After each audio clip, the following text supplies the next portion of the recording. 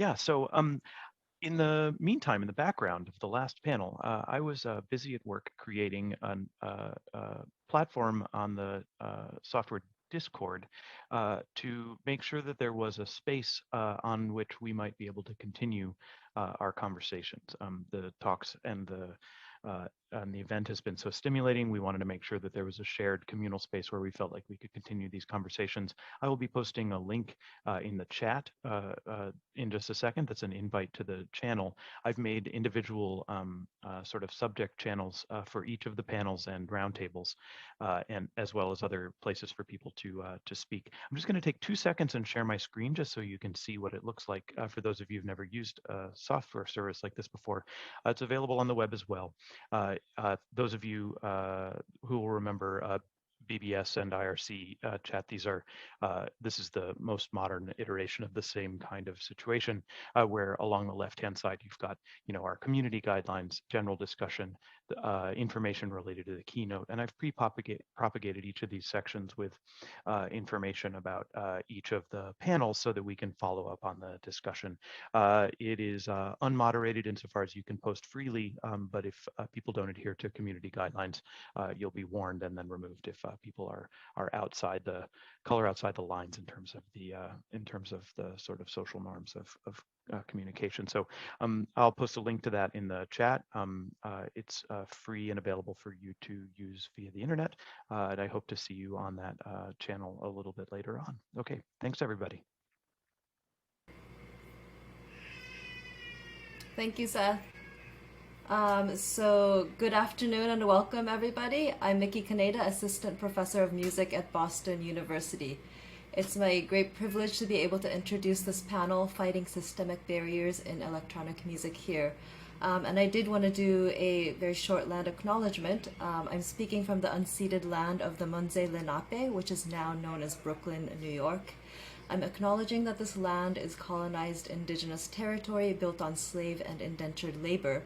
And I wanted to acknowledge and recognize the artists, elders, and scholars and activists working in music and beyond who have fought and continue to fight against systemic barriers as they take on huge burdens as teachers so that we might all learn to better honor and protect this land.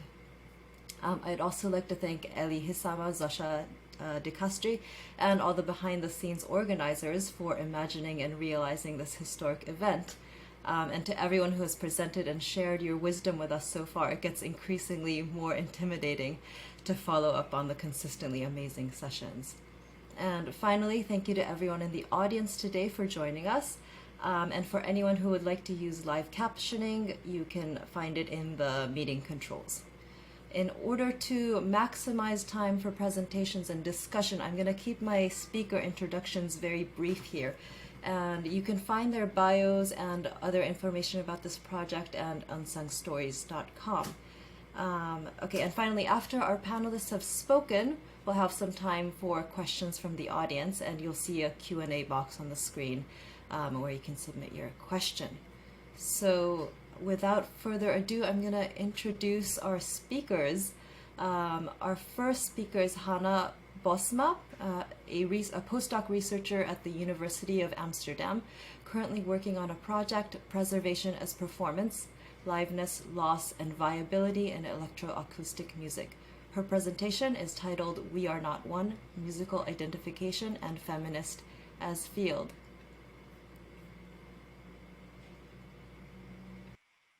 Hello, can I start? Yes, please. Yeah.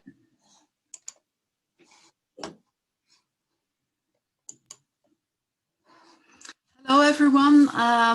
Thank you, big thank you to all the organizers. It's a joy to be here and to attend this conference here in Amsterdam. The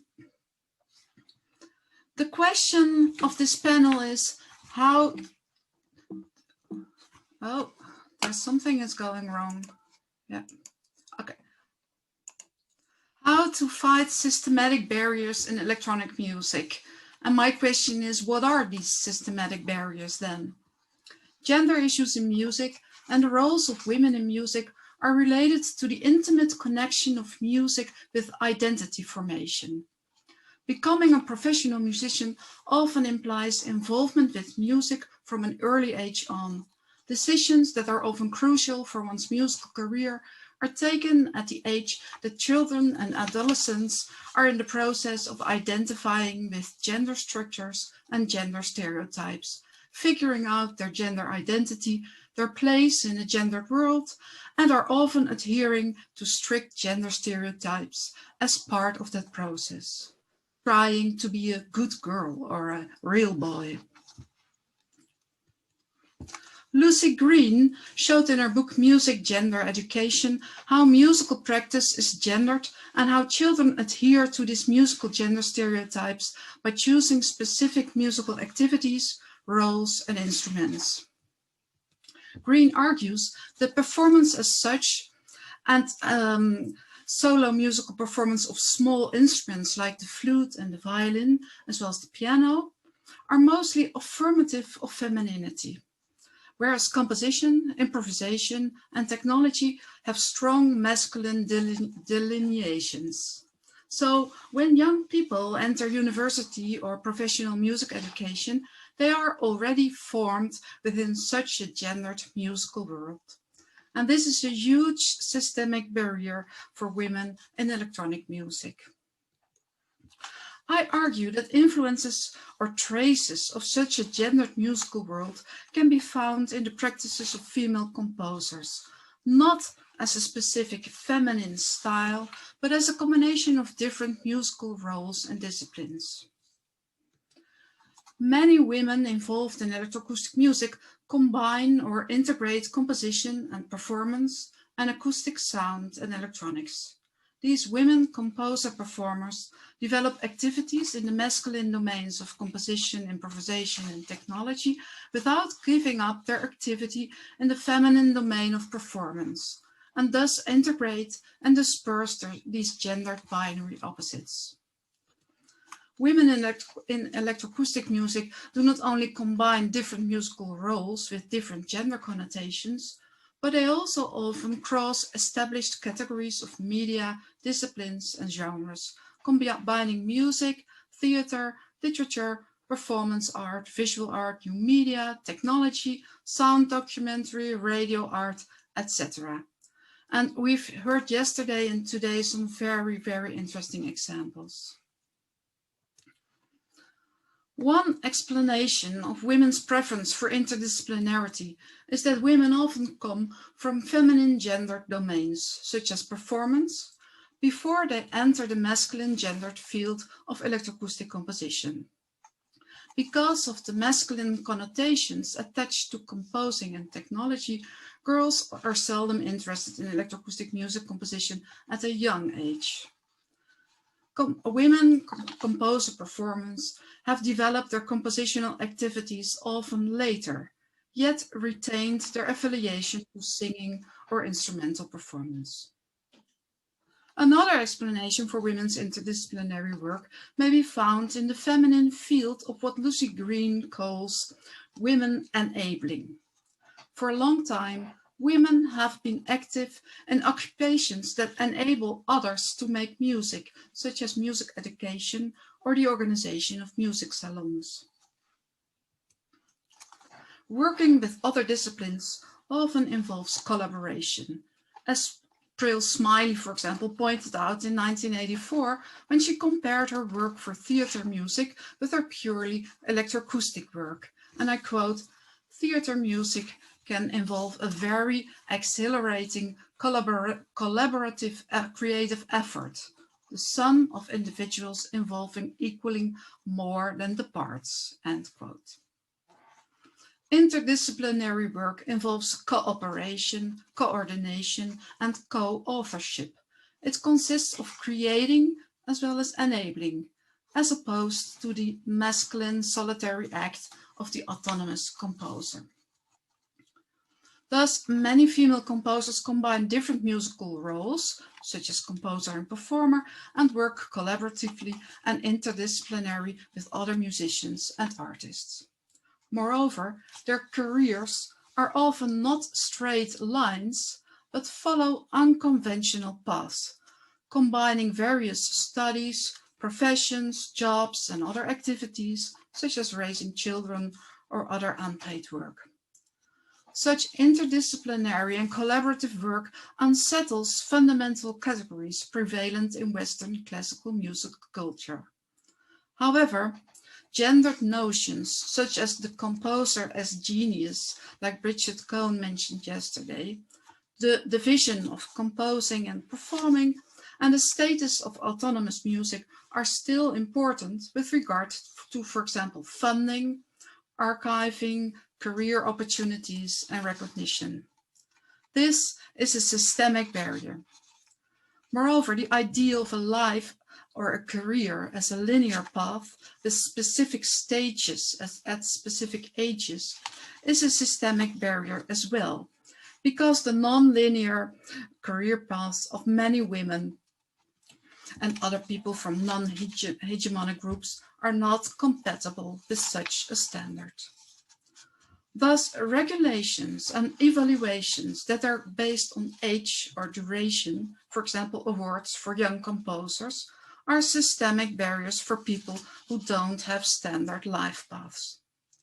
Some solutions to these barriers could be: stop basing regulations of funding, prices, etc. on age.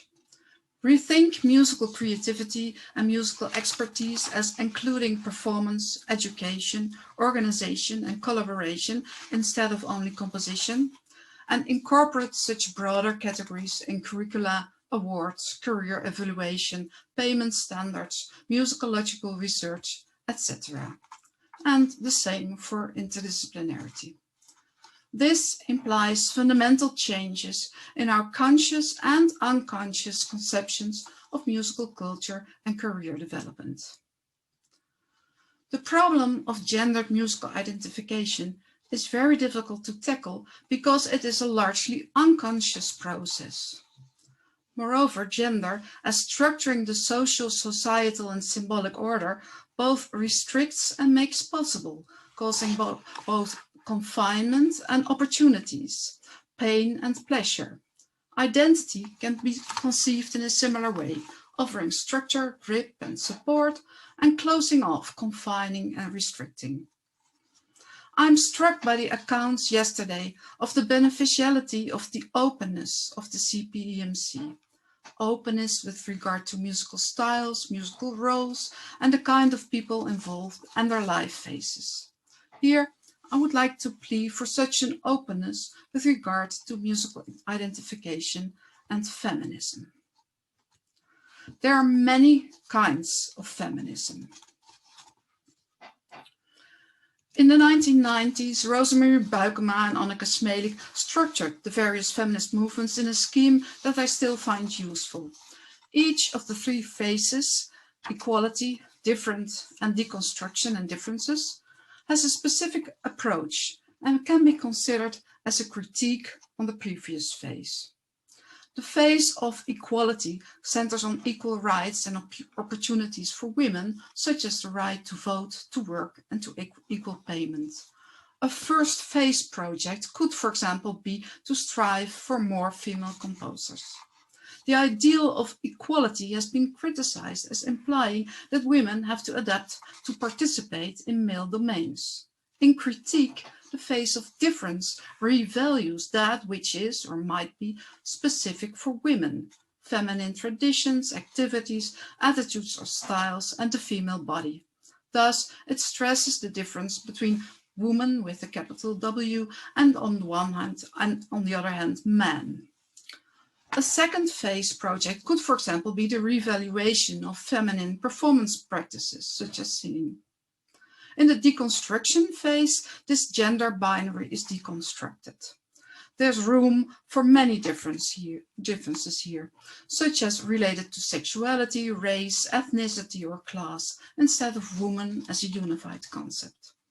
A third phase project could be the deconstruction and decentering of the concept of the composer, or a focus on intersections of gender with race, ethnicity, and class. The numbering of these phases and their implied critiques suggest a temporal order, order, like the first, second, and third wave, and even a hierarchy in which the last one is the best. However, I would like to conceive this scheme not as subsequent waves, but as a grid of possible approaches, a field of feminist possibilities in which one can go to various positions. I find this especially important for the field of electronic music because a multiplicity of positions seems almost inherent for women in electronic music because of the hybridity of their backgrounds, careers, and identification. As we could hear yesterday and today, these women are exceptional individuals and their mentors were often male. I propose to consider these women in electronic music not as role models in a strict sense, not as exemplary women to imitate, but as opening a field of possibilities. Or, as Judy Klein said yesterday, women composers were very important for me. In my mind, they gave me permission to develop my own music. In my experience, female composers and students greatly differ in their opinions on feminist issues such as positive discrimination or concerts with women composers. I propose to not consider such issues as either or, but as possibilities and arguments to explore. Because gender is for a large part a persistent, unconscious system, tackling problems related to gender requires working through on cultural, social, and psychological levels. Rules and regulations are part of the solution, but another part consists of changing awareness, conceptions, and identification of women themselves and of the people in the world they live in. Wandering through a field of feminist positions may help this process without getting stuck in new dogmas. Experimental electronic music is a great area for such journeys, whether as composing, performing, or listening. In my analyses of electronic music, I tried to make such journeys, examining, listening, and interpreting a musical piece from different angles, as a process of reflection between music and listener. Then, to paraphrase Bridget Cohn yesterday, electronic music may become a kind of laboratory of the self. Thank you.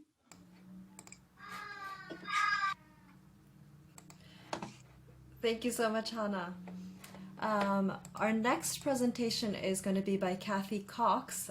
It is about 4 a.m. in Japan, so she has generously shared a video with us in place of delivering a live presentation. Kathy Cox is a music researcher based in Tokyo, Japan, whose research focuses on the theory and analysis of electroacoustic music. Her presentation today is titled From the Margins to the Center.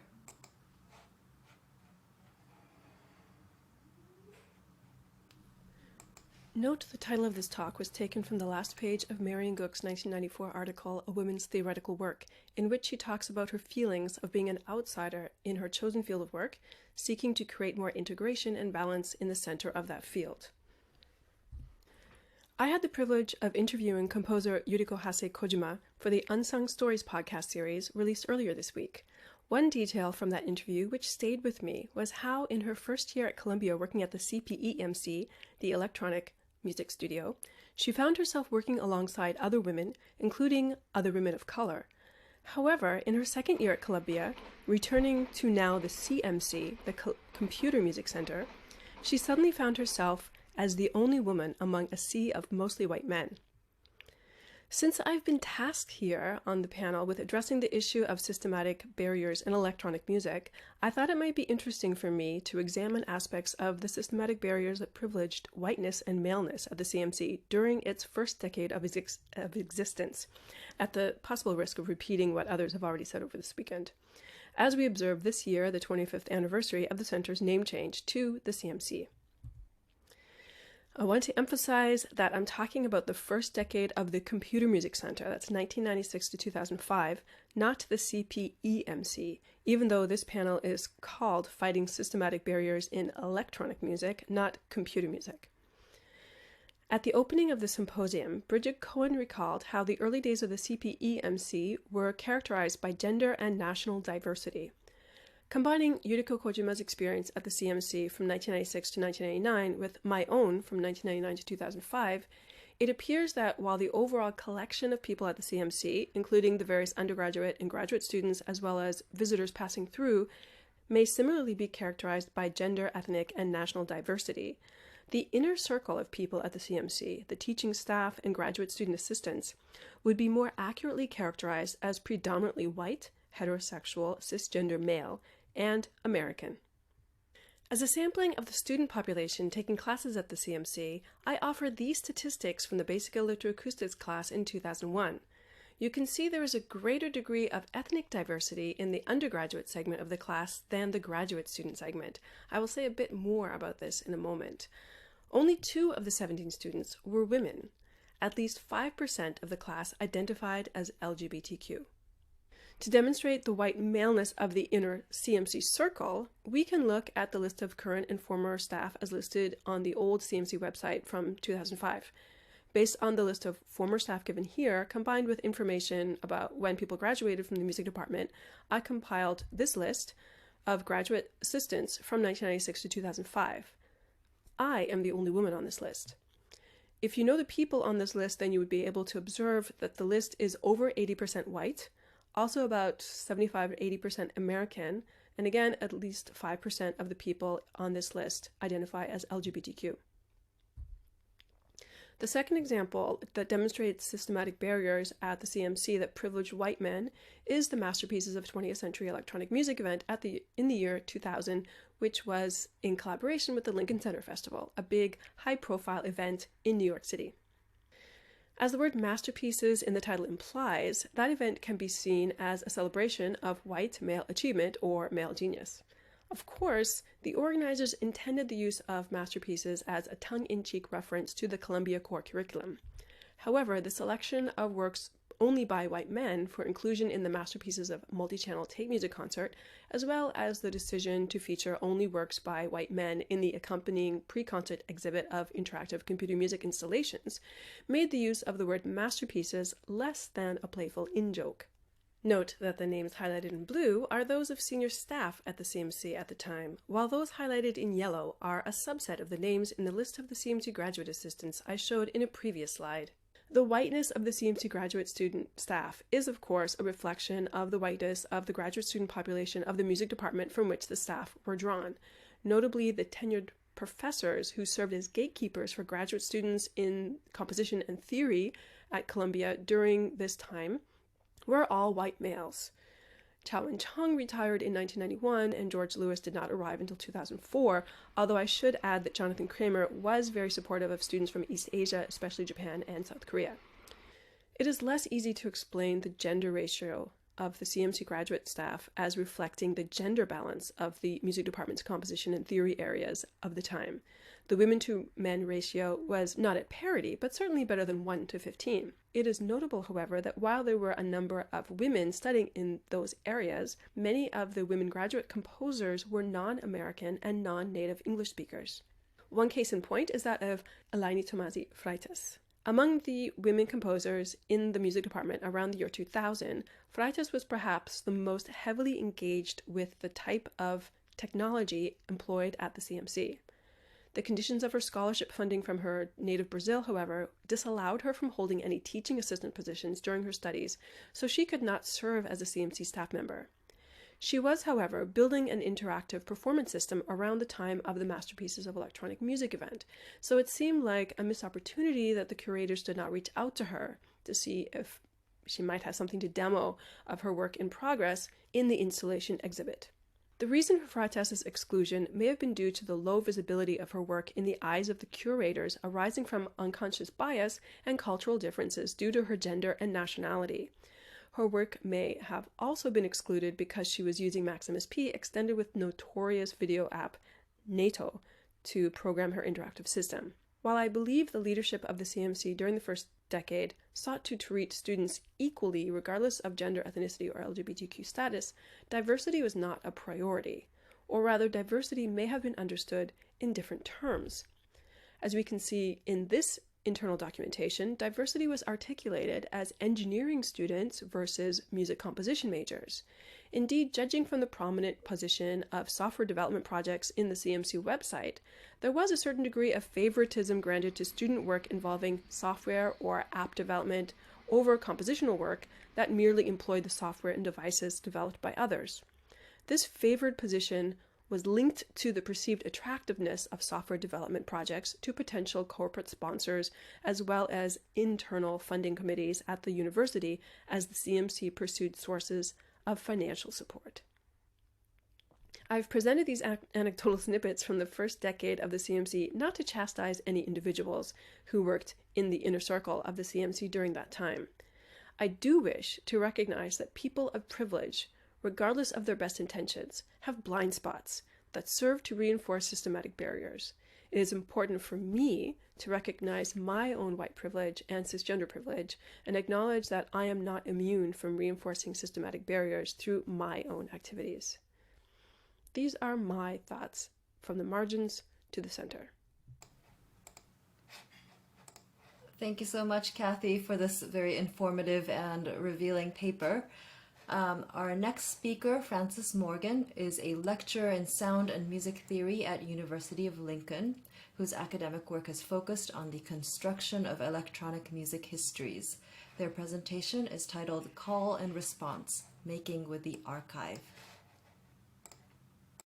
I'll discuss some recent projects and artworks that respond to electronic music histories and engage with what we might term electronic music's archive.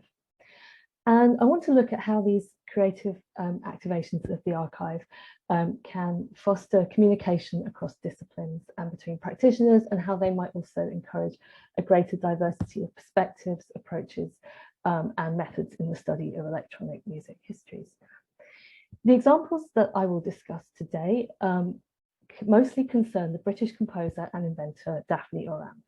Daphne Oram was the founder in 1958 of the BBC Radiophonic Workshop, the electronic music and sound design department of the UK's national broadcaster. She was also the inventor of the optical sound synthesis system Mineoramics, and a writer, educator and advocate for electronic music in the UK. So for transparency, I want to also mention that I am a member of the Daphne Oram Trust. So we are a group of volunteers. We preserve Oram's archive and legacy, and we support new work in electronic music practice, technology and education. Daphne Oram's archive, the Oram collection, is held at Goldsmiths College, University of London, where it's available for researchers and artists to access. So the first project I'd like to speak about, which is engaged with the archive, is Still Point. So Still Point is a composition written by Daphne Oram in 1949 when she was 23 years old. It's for double orchestra, treated instrumental recordings, 5 microphones and tone controls. It's one of the earliest examples of a composition specifying real-time electronic transformation of instrumental sounds. It was submitted for various competitions, it was rejected, it was never performed. And it was thought to be lost for many years, until the composer and researcher James Bully found a version of the score in the papers of the composer Hugh Davis. And together with fellow composer and turntablist Shiva Feshirecki, they reconstructed the piece from the incomplete score with also some performance notes and instructions that Oram had left. And in 2018, they performed their new realisation of Still Point at the BBC Proms as part of their Pioneers of Sound series. And I'm just going to try and share a short extract. So just bear with me whilst I try and figure that out. So this is just the beginning part of the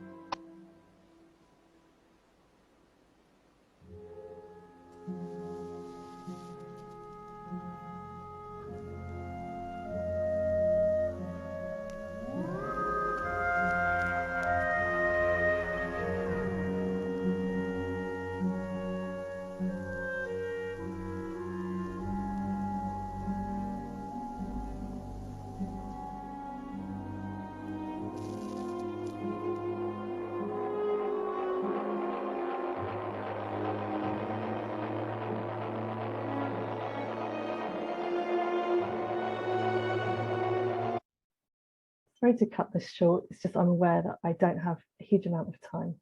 So I just wanted to draw attention to something that was happening there, which is Shiva Feshirecki's use of turntables in the piece. This was a specification of the original score, which required 3 discs of excerpts from the orchestral music to be manipulated during the performance. And this idea came from Daphne Oram's experiences during the Second World War, where she worked as a music balancer for radio. So while concerts were being broadcast from the Royal Albert Hall, she would queue up a record of the piece being performed, ready to mix into the broadcast in case there was an air raid and the concert had to stop. And her specifications for the turntable part of Still Point are very open-ended. There's handwritten notes.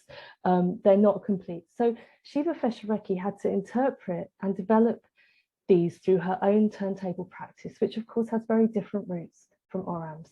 It's informed by DJ and club cultures, as well as like the experimental turntable practices of artists like Marianne Rezai and Maria Chavez.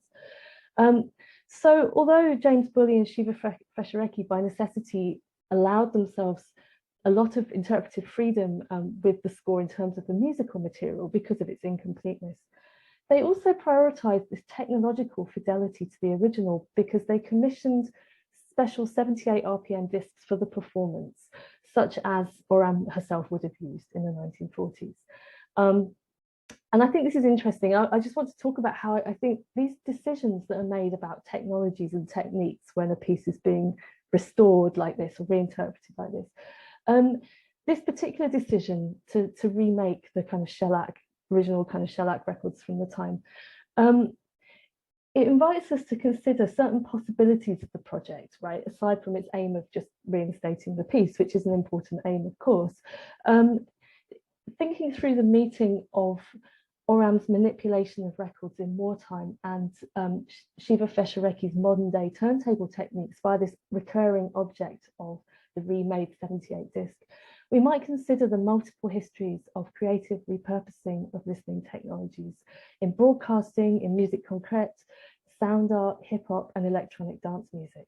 And we might ask if this example of making with the archive could generate some further investigation into these shared musical technological histories by historians of recorded sound and practitioners, potentially in collaboration. So the next project I'd like to look at is the Mineoramics. So Tom Richards' building of the Mineoramics synthesizer. So between 1962 and 69, Daphne Oram developed the Mineoramics machine, a large and very sort of sprawling electromechanical, so optoelectronic device that allows the user to synthesize and sequence sound by painting marks onto glass slides and onto 35mm film strip.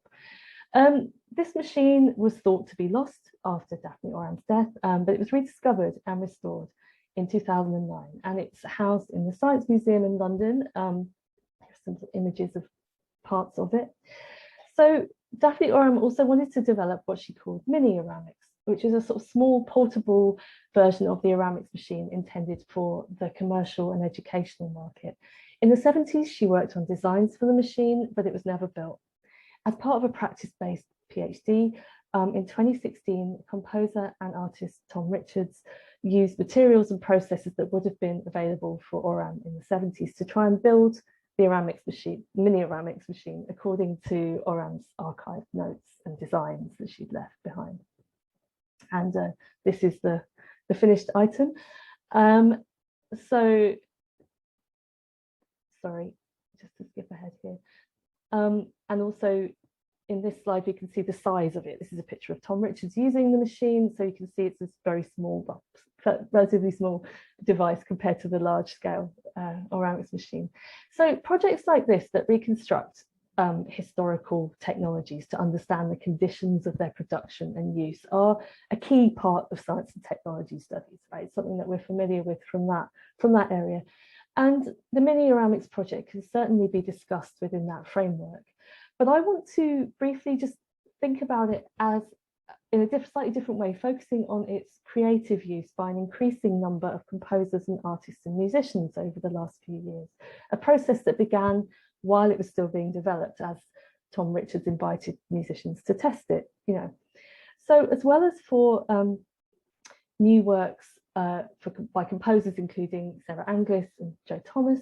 It's been used in interdisciplinary projects such as the sensory multimedia opera event, Hildegard Visions, which was performed in London in 2019 with composer-performers Lady Vondrady and Laura Luxemburg, amongst others. Mineoramics is currently on loan to the electronic dance musician, producer and DJ Henrietta Smith-Rollo, who works under the name Afro Deutsche.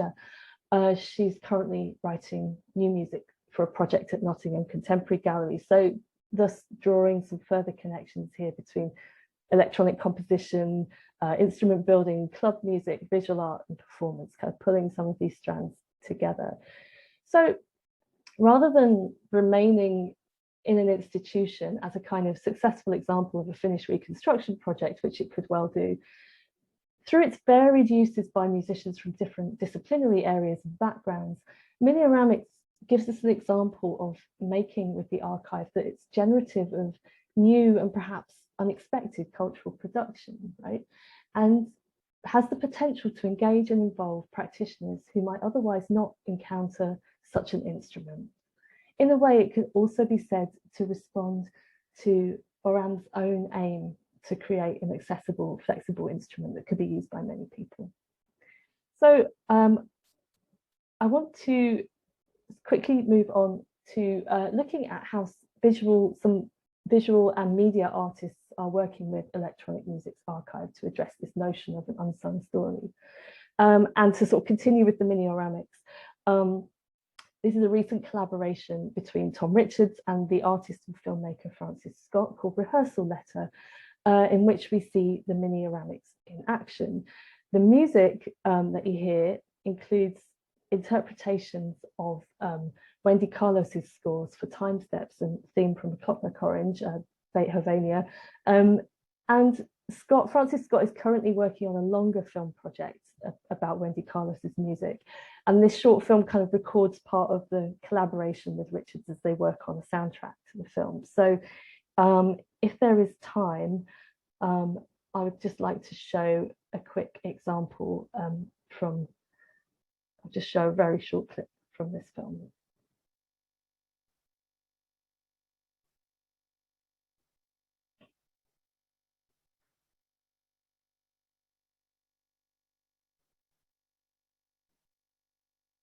I think we have no sound. We should have some.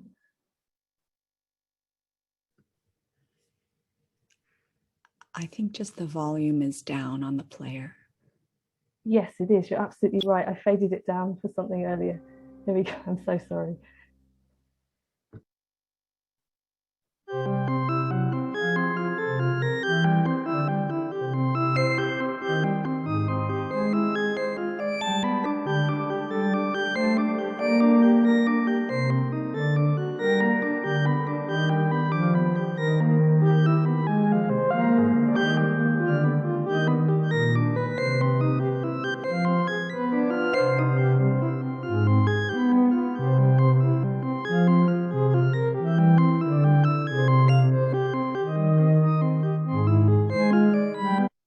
Again, I'm going to cut it short because I'm aware of time constraints.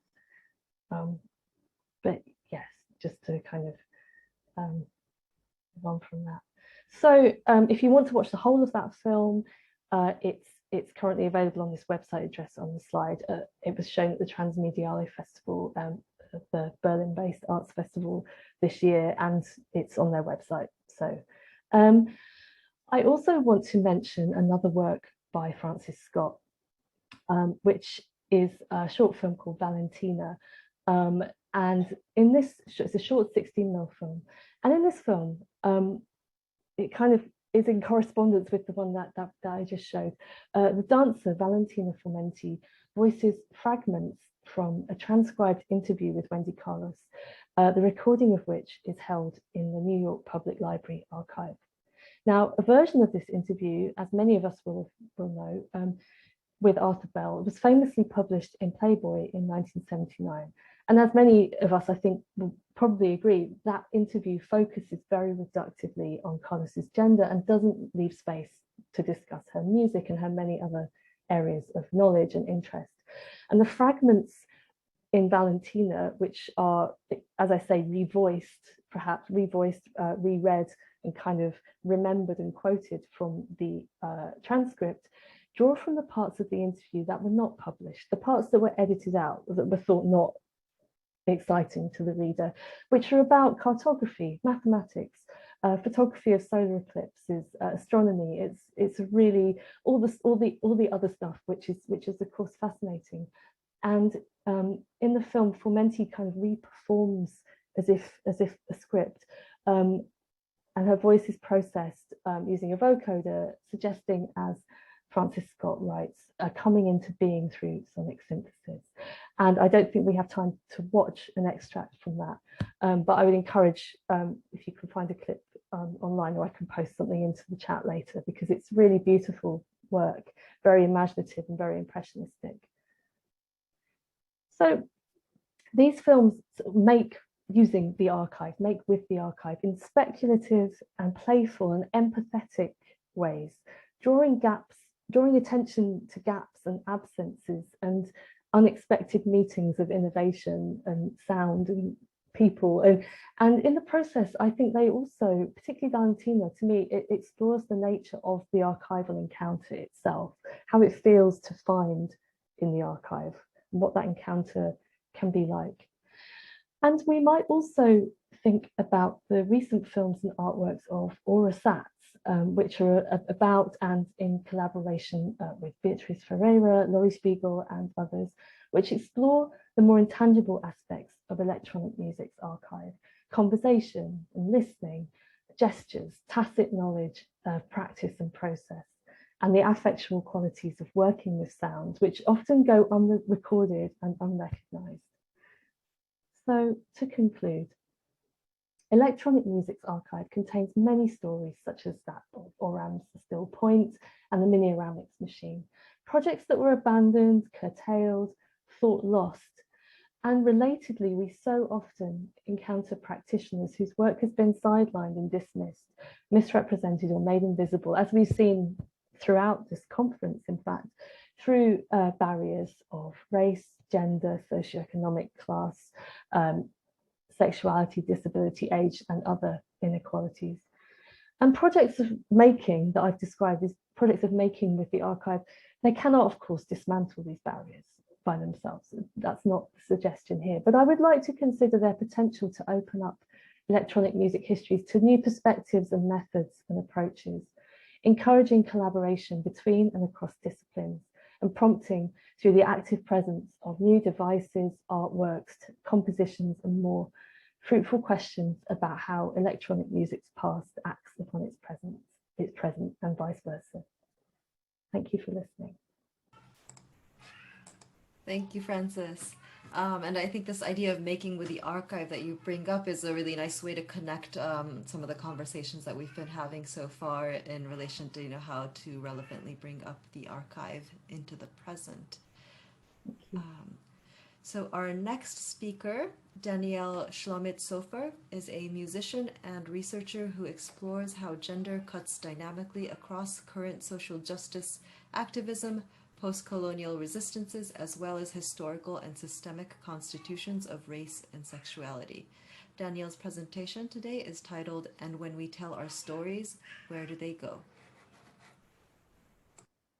Thanks very much. I'll share my screen here.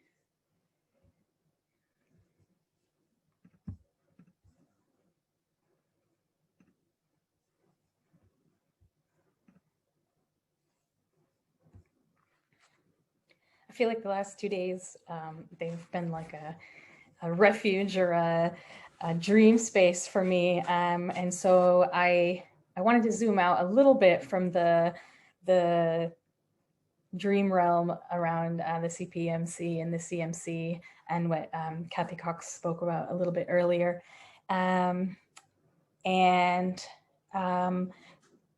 Turn a little bit to the archives, but two different stories of sort of paths that my research has gone down. I just wanted to give a brief content warning before I begin, that there will be talk about sexual coercion and consent here, so feel free to leave or step away.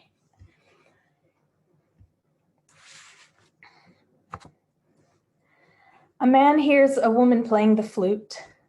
He becomes aroused by the sounds.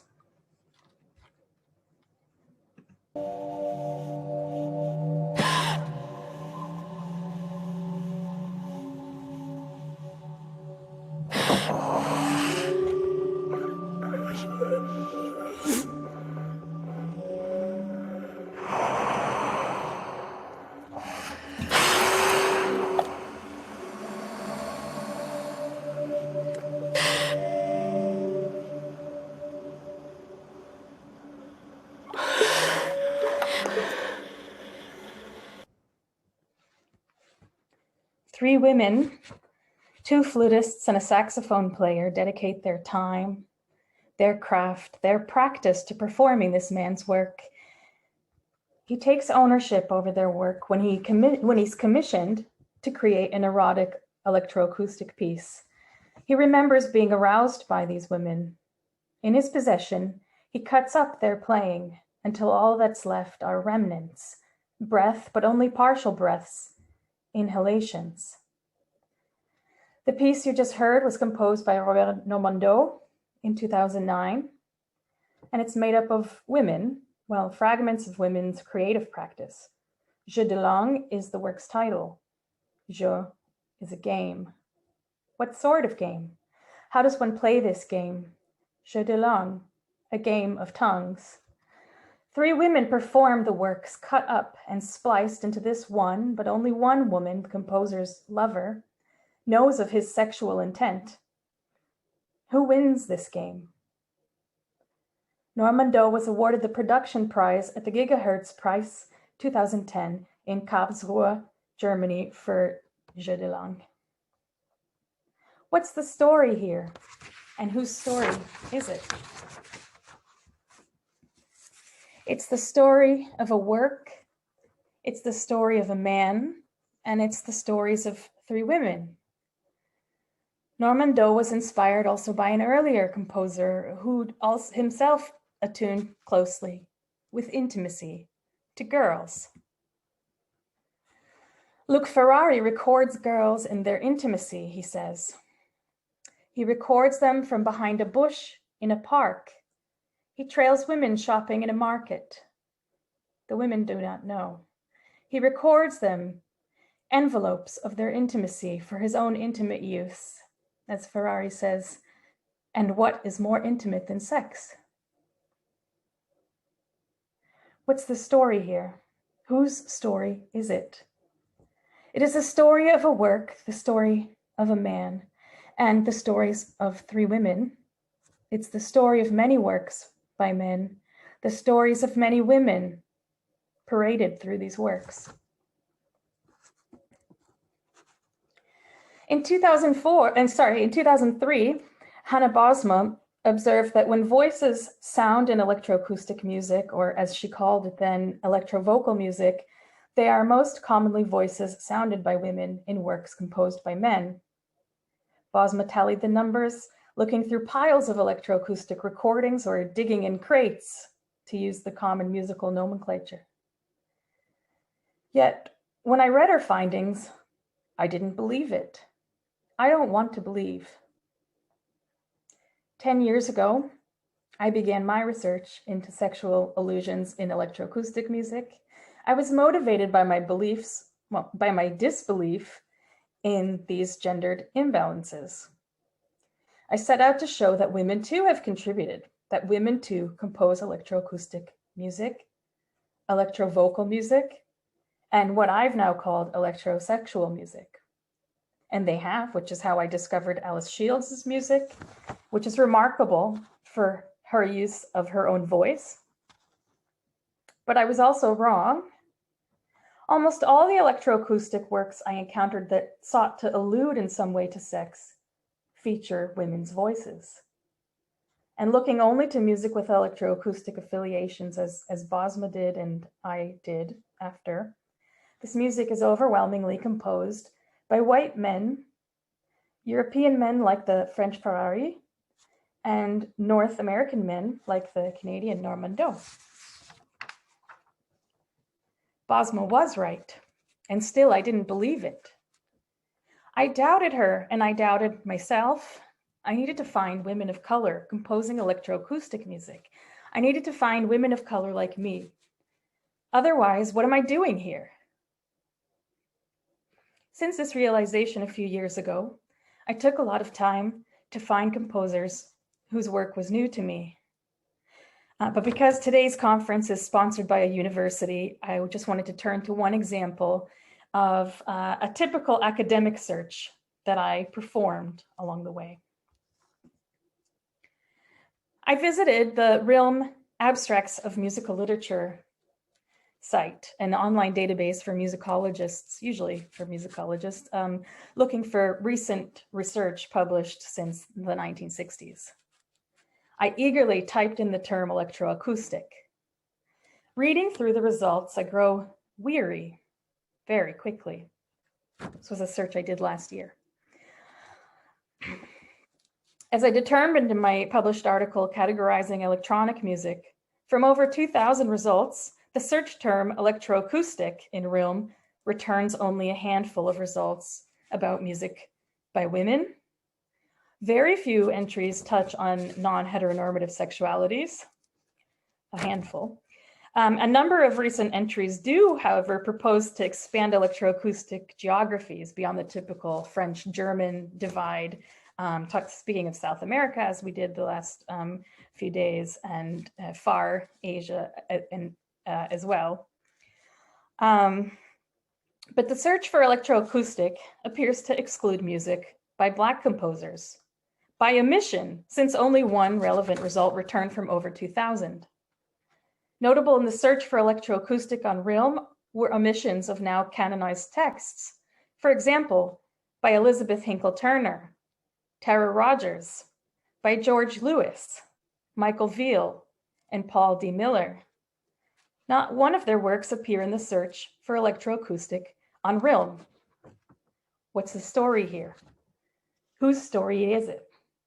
Like jeu de langue, these omissions are shaped by various norms, cultural norms, historical norms, and now digital norms. The recorded women in the beginning of this talk told stories through their musical presence, via remnants of their unconscious exhalations. These remains fill the void of white men's creative computation. And still, I don't want to believe the winners of this cruel game. I refuse to listen only to the remains picked clean by the patriarchal vultures of electroacoustics past. So I'll keep asking, and when we tell our stories, where do they go? And I will keep searching.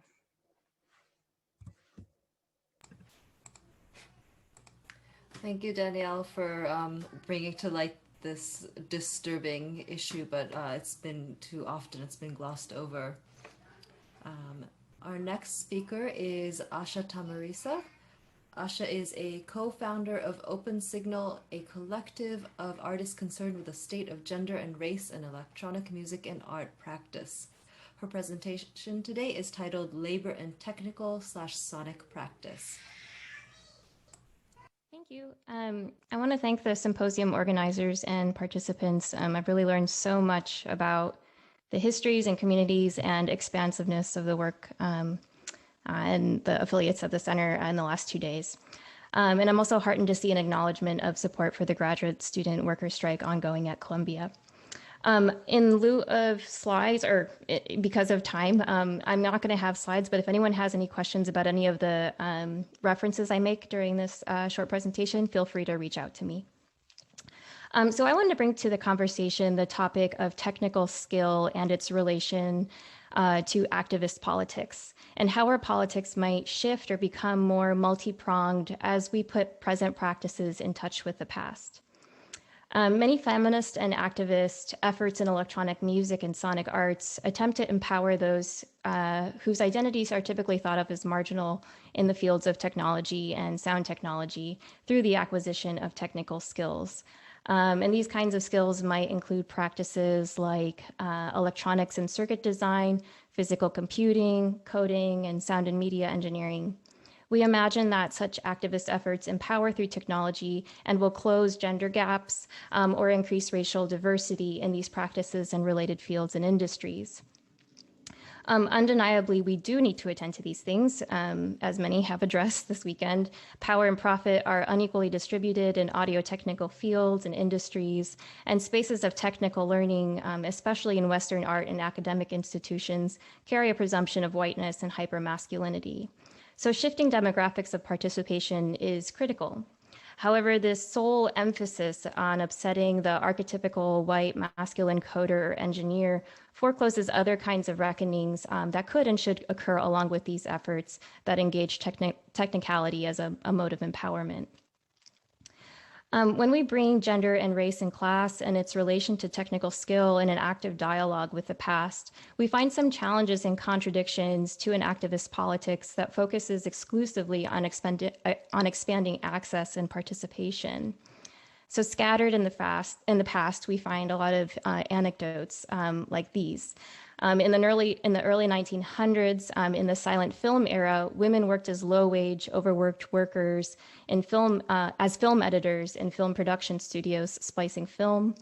That the first computers, the people who did the work of computing, were women. That women operated complicated telephone switchboards, and this is wonderfully detailed. I just have it by my side, so I'll hold it up in this book called Race on the Line by Venus Green. That Navajo women fabricated electronics at Fairchild Semiconductor Plant in Shiprock, New Mexico, which is detailed in Lisa Nakamura's essay, Indigenous Circuits.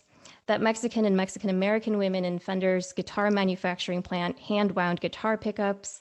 That the expertise of women in the global underclass, especially in East Asia, exploited through transnational electronics industries, were and are responsible for the flourishing of the electronics manufacturing industry, which of course includes the manufacturing of electronic music instruments. In one place where you can find some good details about this is Rachel Grossman's 1979 ethnography called Women's Place in the Integrated Circuit. So when we talk about technical fields and practices as being white masculine domains, we are acknowledging a very real reality, but we're also failing to acknowledge the complex ways that gendered and racialized bodies have always been involved and exploited in various strata of technological development. I'll mention that Maria Fernandez and Faith Wilding, as well as Michelle Wright, talk about this a lot in their research. Lucia Wagnerova, who I understand was at Columbia, in the essay Nimble Fingers in Electronic Music, Rethinking Sound Through Neocolonial Labor, draws attention to this last point about transnational labor, arguing that we should rework the category of women in electronic music to go beyond the usual celebrated pioneers, the few women who garner recognition or eventually garner recognition in the historical canon, to also include women whose labor enables the existence of this field and these practices. This provocation asks us to hold an understanding of audio-technical practice as one that is neocolonial and imbricated in larger systems of imperialism. Lisa Nakamura describes, referencing Donna Haraway, this irony that some must labor invisibly for others to feel empowered through the use of technology. So herein lies a contradiction or sort of conundrum for contemporary practitioners of electronic sound who seek to empower through the very tools that continue to exploit. In Cultivating Activist Lives in Sound, author Tara Rogers states, the historical present in electronic music and sound cultures is full of contradiction. And Rogers describes activism and sound occurring, I think the imagery is in the long shadow of neoliberalism. Rachel Grossman co-opts the phrase integrated circuit to describe the interconnectedness of women in the larger project of technoscience. As sound practitioners, I wonder what the impact is of seeing our lives and labor as interconnected, or in seeing the work that we're doing now in relation to some of these more historical conditions that I mentioned earlier. For me, as someone who uses or has used circuit design and software building as part of my creative practice and is now teaching these practices to other people, I'm wondering how this shifts the work that we do, or the way it feels to do this work, or the way that I teach and the spaces I create to teach, and the politics that I'm articulating and generating around these practices. And bringing some of this framing to my students, which I always try to historically contextualize the work that we're doing, it brings to light the larger socio-technical implications of the practices that we're engaging. It kind of tempers the focus from strict technical innovation and creates a little bit more self-awareness and contextual awareness for the practices that we're working with. I think it also helps sharpen the language around activism. So if we're talking about empowering, who are we empowering through this technology? Which women, which community, and what does that illuminate about the systems and perpetuation of particular barriers in the worlds that we work and live in, even as we're trying to engage through the lens of activism? So knowing about these pasts that devalue certain kinds of technical labor that activism is trying to purport, creates a little bit of skepticism or vigilance for me around the notion of empowering through technology. So if we imagine that, certain technical skills in the past were devalued, and now we have this kind of contemporary shift where we see these fields as being very white or masculine, and now we need to diversify them. I wonder, if particular fields are diversified or undergo a demographic shift, but then that labor is systemically devalued. That's not really systemic change. That's just a permutation of the same systemic issue. So we can't imagine a system changing just through the acquisition of skill or the changing of a demographics, but more support around that. And I'm going to skip a little bit just in the interest of time. But taking a page from the symposium, which is really about learning or allowing our politics to change as we put the present in contact with the past, that the more that we learn about our starting points or origins or the conditions of these practices that we're engaging with in their pasts, we can imagine different trajectories for the politics that we develop around these practices. So in creating an activist politics that thinks through systemic barriers, surely we need to think about questions of access and participation, but it's not just a matter of inclusion, as many institutional efforts purport. It's also a matter of systemically naming, valuing, and protecting the labor and contributions of people doing this work. And I'll leave it there and look forward to discussing this with you all. Great, thank you so much, Asha, and thank you for drawing attention to the significance of the materiality of electronic music. And I think you've shown us how it really this discussion can't take place without talking about the intersections of race and gender and histories of colonialism and imperialism. And thank you to everyone in this panel for your insightful papers. So to everyone listening here, please again use the Q&A function, or if you are a participant, you can use the chat box to put in any questions, and I'll try to address some of them or read some of them. And in the meantime, I just wanted to share a few thoughts just reflecting on this panel in relation to the larger conference. And I think the themes that have been repeated and stood out to me again is this idea of telling one's story and asking how we can make the institutional and discursive spaces for these stories to be told. And I think what's been illuminating is this idea of openness and creativity and celebrating these things. On the one hand, on the other hand, we have moments of anger and belligerence kind of bubbling up from time to time. And so in thinking about challenges, the challenges of recognizing the contributions of women, but then also not letting these existing narratives about gender lock us in.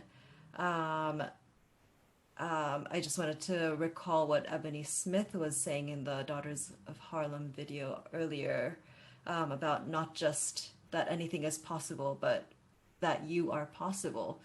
So kind of thinking towards a question that has already been spoken many times already, I think, but I'm wondering, by sharing these stories here, how might we create new ways of archiving? How might we create new frameworks for understanding the material and creative history of the contributions of women, of LGBTQ plus, and Black, Indigenous, and people of color artists to electronic music? So I think this is kind of an invitation for our speakers to kind of continue, expand further on what you were talking about already. If anyone would like to take that up, or if any of the panelists have a question for one another, I think that would be a fine place to start. And if the panelists could please turn on your videos, that would be great. Thank you.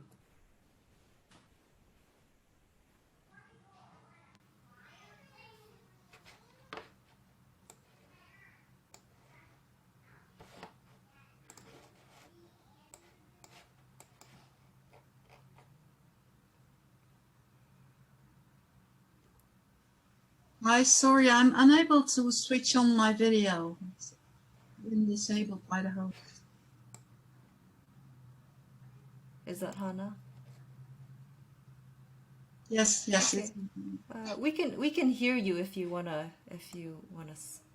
speak. Okay, yes. So I would like to say something about your question in relation to archives, because my current research project is indeed involved with archives, and I think many archives are structured according to musical concepts, like the musical work, the composition, the author, the composer, and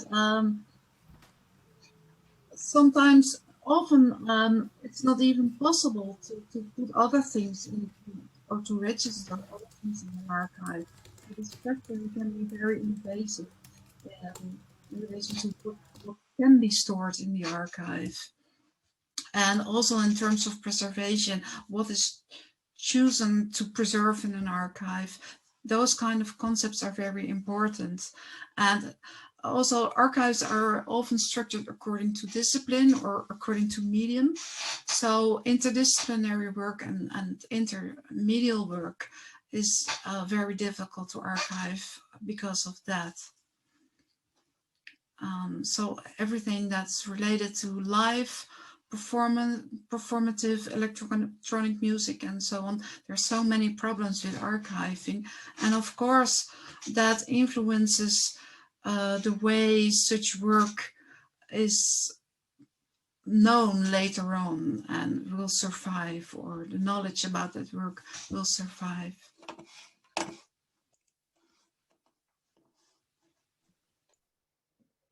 Thank you, Hannah.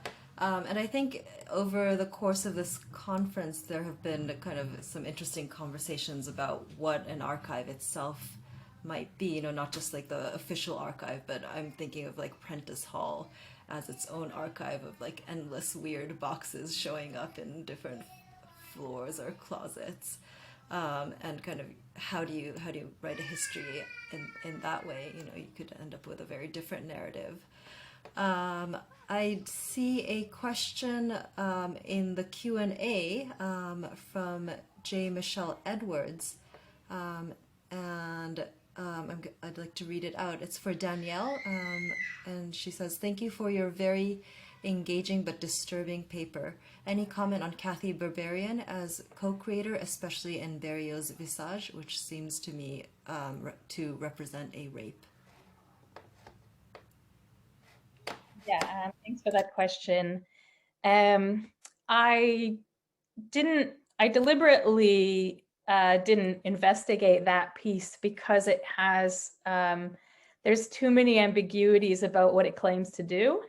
I agree with you that it sounds very violent, but but that's only my perception. So my research mostly focuses on music that composers themselves have said is erotic or has sexual allusions, because that it's a starting point. Like once I can decide, okay, there is a genre here or underlying tropes, then I can say, okay, these transfer also to other kinds of music. So, but there, I talk about this. I have a book coming out with MIT Press next year on this topic, so I won't talk about it a lot here. But basically, there are varying levels. Yeah, so there's the complete erasure where you don't know at all who's performing because the composer has erased that information. There's attributions. In popular music, it's very common. You always have the singer listed, even if somebody else produced the electronic components.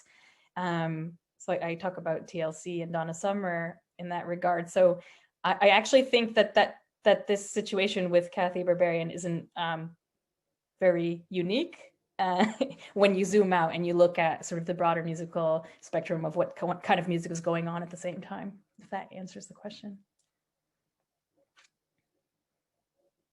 May I respond to this as well? Yeah, please. Yeah, I wrote an article about Tema Omadja Joyce of Burial, which is entirely made of Barbarian's voice. And what struck me was that in his own essay on this work, Burial doesn't mention her at all. And he only mentions once a woman's voice, while he worked for months with her sounds in the studio, and they were married. So there's a lot going on here. But I also think that because it is art and because it is music, it may invite for many different interpretations. So this might be an example of what I tried to say with my paper, that go ahead and interpret it in one way and then make a next step and look or listen to it from another angle and see what you can find in the music, because there are indeed a lot of ambiguities and a lot of possibilities for it.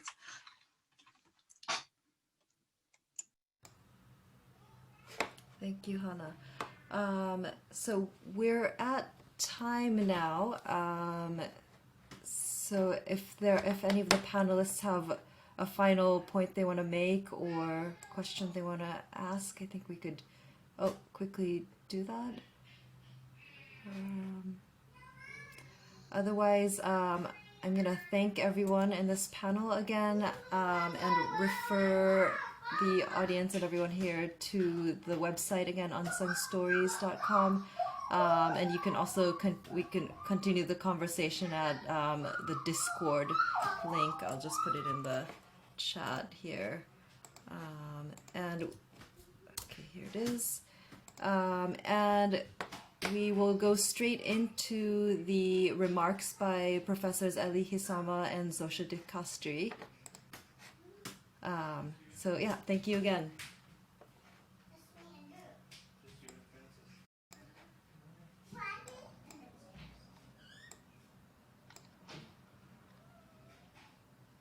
Great. Thank you so much. That was really wonderful. Such a thought-provoking panel, a lot of information that I'll have to think about, and I'm glad that these will be available as videos after that we can revisit with time to process. So thank you, everyone. So we are going to offer some closing thoughts on the past 2 days, and I'd like to start with a quote that Teresa shared with us yesterday in her presentation on Alida Vaque. In a letter to Esperanza Pulido, she wrote, "You have a real interest in what I am doing. It has given me a lot of courage." I'd like us to reflect more on her words as we tie off today. The moving and valuable stories shared over the past 2 days show this real interest in your work, in our work. As of this morning, we had nearly 700 registrants. Many people have asked about accessing the video archive after the event, which we aim to do in a few weeks. The sense of community here has stretched across generations, different axes of identifications, and outside of Columbia to other institutions, and around the world. We have people logging on from Chile, Amsterdam, Japan, Canada, and beyond. Having the courage to carry out our work, ideas, and dreams is critical. Our speakers have provided that courage for many others, as we've heard. On the note of community, in addition to our support of Columbia's graduate union's struggle, we'd like to offer our support to the students, alumni, and faculty at Mills College, which, as many of you have heard, is scheduled to shut its doors. As many of you know, Mills houses the renowned Center for Contemporary Music and has trained generations of students in electronic music, including a number of people who are here today. We'll put 2 links in the chat to share more information about the situation. Great. Thanks, Ellie, for adding that. So it's in the chat there if anyone wants to read more information about that. Just before we go to summarizing a bit some of the themes that have come up over the course of these fascinating talks, I just wanted to say sort of what inspired me to work on this event with Ellie. So I did my studies at Columbia and am now serving as an assistant professor in composition. But when I first came, I was very curious to do work at the CMC. Having come from McGill University, I had taken some studio classes already, but I was intimidated at first to get into that environment since it was a sort of different culture than what I had experienced before. But I definitely did find that sort of freedom and acceptance that a lot of people have been speaking about over the course of the weekend. I think having a space to build things was really important to me, and the kinds of classes that people like Brad and Douglas Repetto fostered was really had a big impact on the kind of work that I continue to do and have affected the way I think about teaching and experimenting. So I'm really glad to have heard other people's perspectives. But doing this research for the symposium has helped me to understand that that was part of a lineage. I think when I first walked into the building, there were not, I know Kate Soper had done a class there, but there were not a lot of women actively working at the CMC, and I had sort of had this feeling, oh, maybe I'm the first person to step through these doors. And so this last year and a half of reading and hearing from so many of you has been so important to understand that history. And I hope moving forward for students in the program, it will also give them this sort of context to understand how they fit into this history and have a greater sense of belonging.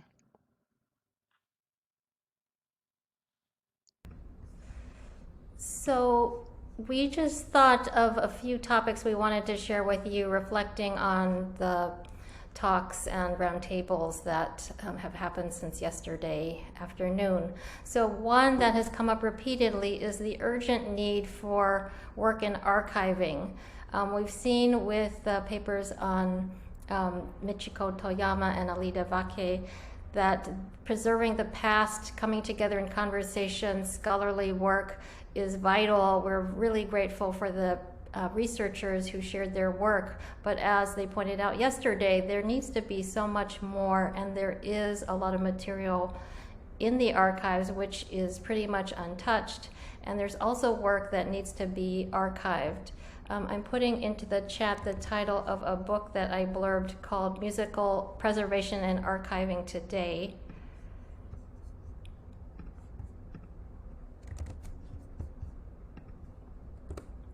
And as I was reading the manuscript, I was startled about the information in the section on cassette tapes.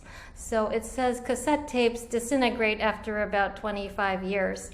So as a student, I have many, many mixtapes that I created, cassette tapes of interviews I conducted with Milton Babbitt and others for my dissertation, and they've just been sitting around slowly disintegrating.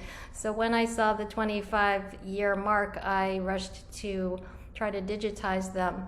I know many of you who are here have a lot of valuable material in preparing for today's and yesterday's events. Some of you sent us flyers, photographs. There's a lot that is in your archive. So I would urge you not to wait, because it really needs to be preserved and cared for. Yeah, that's a great point.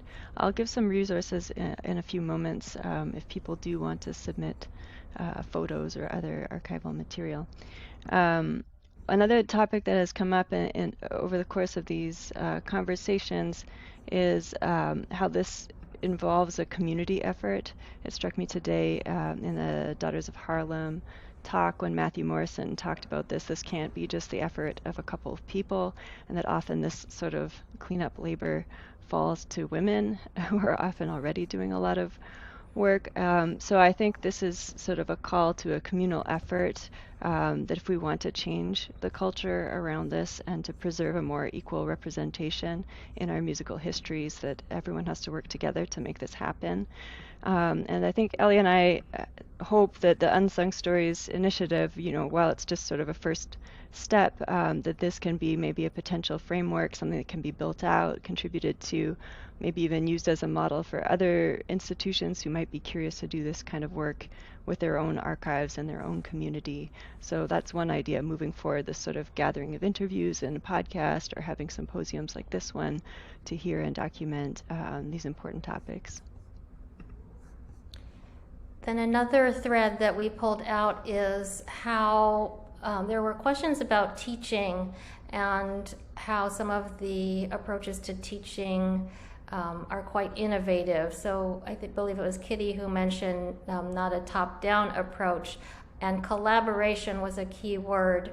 The need to cultivate an environment of collaborative learning, creation of experimental and popular topics. So cross-disciplinarity has been, for the Daughters of Harlem project, a priority or a necessity. So it has involved all corners of the music department at Columbia: composition, sound art, ethnomusicology, historical musicology, and theory. So we all had something to contribute from our various disciplinary areas, and to me it was really wonderful to work with people who I don't see in my classes and I wouldn't meet otherwise.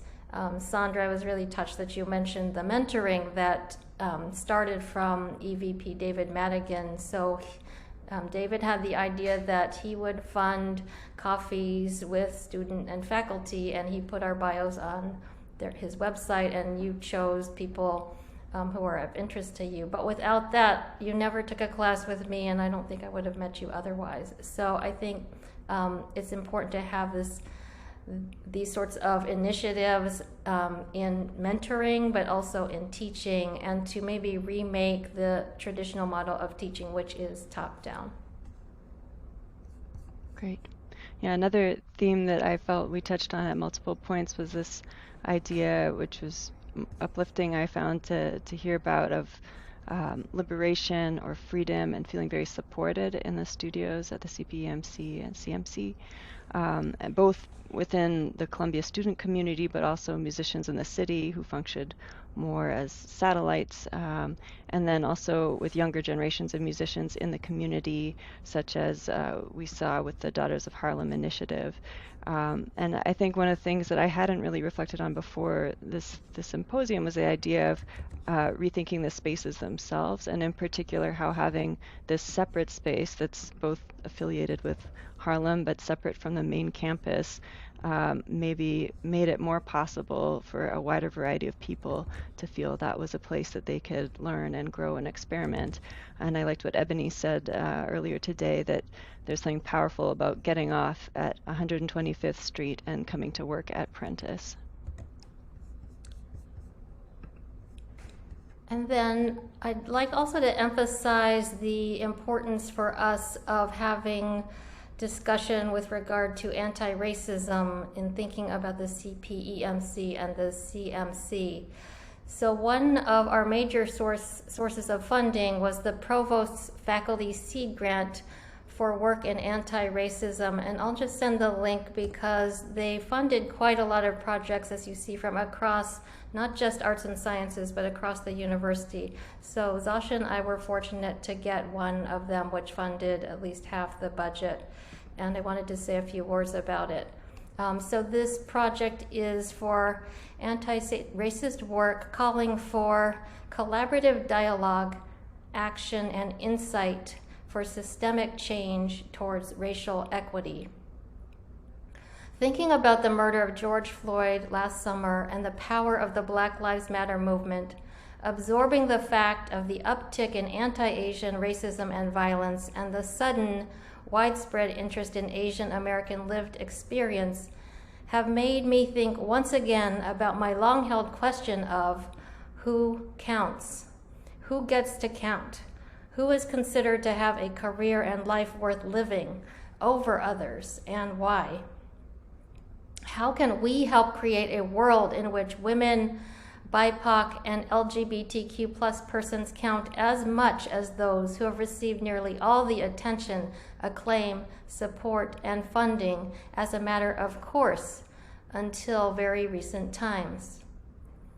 Propelled by my deep sense that little is being done at Columbia about anti-Asian racism in the wake of COVID-19 and in the years even before the pandemic, I've organized a panel titled "We Have to Reimagine: A Conversation About Anti-Asian Violence," which will take place on April 21st, starting at 2 p.m. I will put the link in the chat also. The panel takes as its inspiration the words of philosopher and activist Grace Lee Boggs, who is an alumna of Barnard College, class of 1935. In her call for visionary organizing, Boggs remarked, "We have to reimagine." With my fellow panelists on the 21st, we will collectively reimagine how we might confront and help to dissolve racism. We would like to thank again all the participants who came to participate from many different time zones, many different years here at Columbia. We're really grateful that you accepted our invitation to speak. This was quite a complicated 2 days to pull off, just juggling many things in a pandemic. And if I may add, Zasha and I both have 2 children who are home rather than going to school, so it's been quite a juggling act. And we realized for some of you, I also heard children sometimes in the background. It's been quite a lot for you to add these hours to your schedule. So we're really grateful to all the participants. We'd like to thank the sponsors as well. And is a slide coming up, Sasha? Yeah, I think Suzanne is going to screen share. But you can begin. So we want to thank the Center for Science and Society, which gave us a public outreach grant, which funded the podcast series. We have 5 podcasts with 5 people who spoke at this event. The Office of the Vice Provost for Faculty Advancement, which gave us the Anti-Racism Seed Grant, and a Diversity Matters grant from the Arts and Sciences Committee on Equity and Diversity.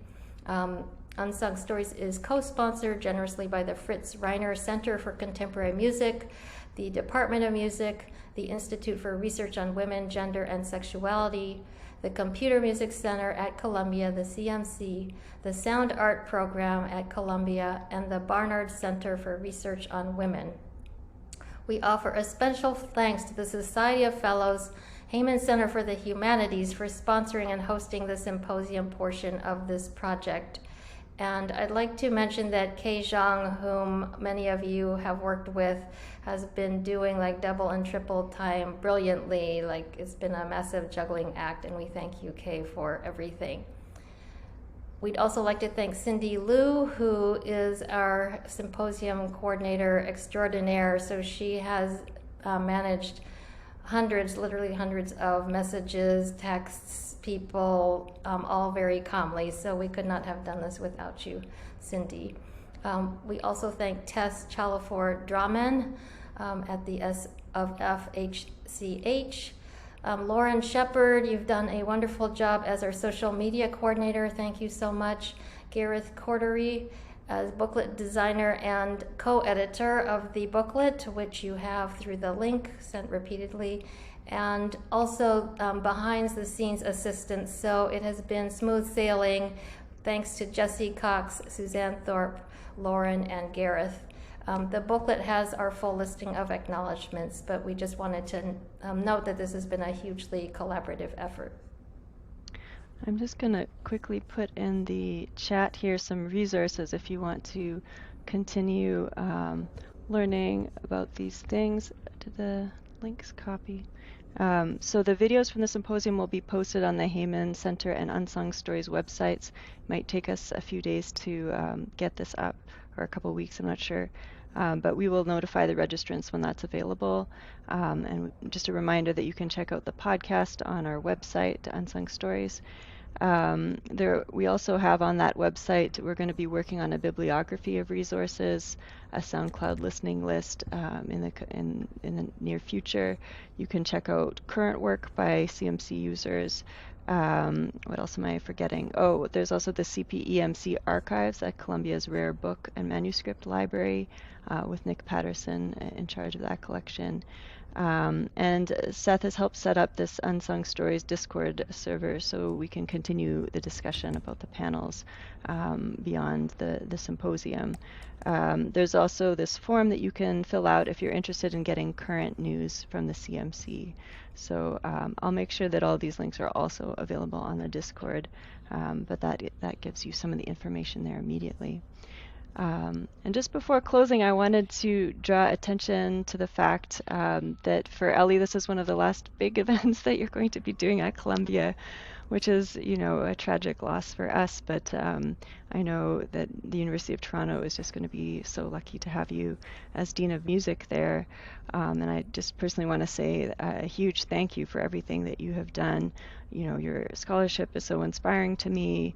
Your pedagogy, as a student, I took Ellie's seminar in 20th Century American Musicology and her Feminist Pedagogy seminar, which had a huge influence on the way I teach, as well as the mentorship that she does for so many students, helping them get jobs, getting their footings professionally, and her truly astounding service to the university in the field. I can't think of anybody else I've met in my studies who does as much as you.